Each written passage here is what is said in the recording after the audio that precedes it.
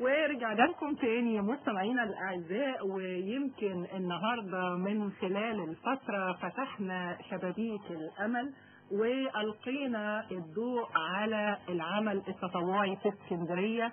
ربما تكون مبادرة لحل العديد والعديد اللي بتعاني منها مشكلات عديدة الحقيقة بنعاني منها كلنا في اسكندرية.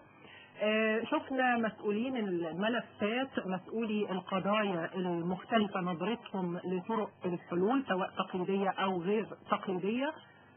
شفنا مشاركة مستمعينا، شفنا الشكاوى، لكن الحقيقة النظرة بتكون مختلفة لما بتكون من أديب أو شاعر، وخاصة إذا كان بيتسم بالرومانسية. بيسعدنا الحقيقة أن يشاركنا على هواء الإسكندرية زميل عزيز والشاعر عبد الله عبد الصبور. أهلا بيك وبرحب بيك معانا عبد الله. أهلا بيك يا هدى، وأهلا بتاعت اسكندرية في والزميلة جيهان وكل الزملاء في الهندسة، وأنا سعيد جدا. باسمحي لي أثني وأبدي إعجابي الشديد بقضاياكم الجادة اللي تتناولوها الجديرة بكل احترام، لأن الإذاعة لما بتقرب من الناس بتكسب دايما المصداقيه، والناس بتصدقها عشان بتحس ان هي حاسه بيها وبهمومها. بشكركم جدا على الموضوع الرائع اللي طرحتوه. احنا اللي بنشكرك يا عبد الله على وجودك معانا، ويمكن حضرتك يعني زميل عزيز في القناه الخامسه، وعارف قد ايه اهميه الاعلام في القاء الضوء على المشاكل اللي بيواجهها الجمهور وما اكثرها طبعا. طبعا خصوصا الاعلام المحلي. طبعا اسكندريه الحقيقه بتئن منذ يعني الثوره بحاجات جدا، يعني اساسها كان الندى من الناس يعني. وانا شخصيا كشاعر انا شايف ان المنظور الادبي يعني ان اساس القضيه ومشكلتها هي الانانيه.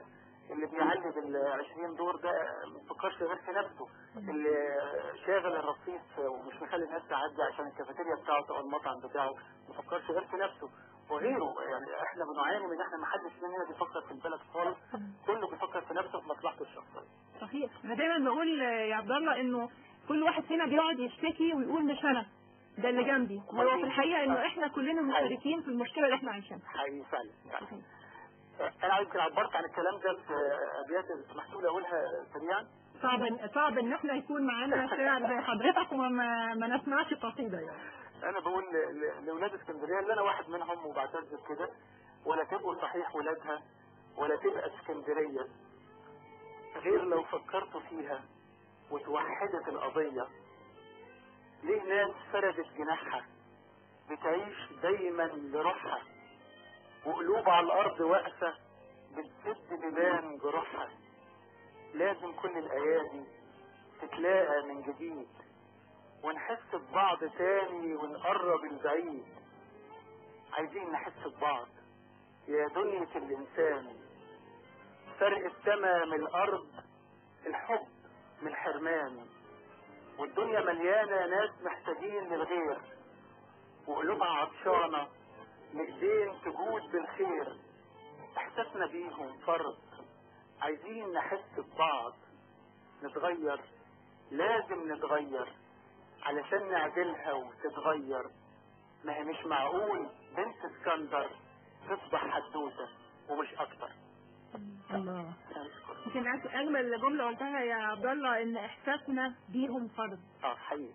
يعني احساسنا احنا كاعلاميين واحساس المسؤولين بالمواطنين لازم يبقى فرض.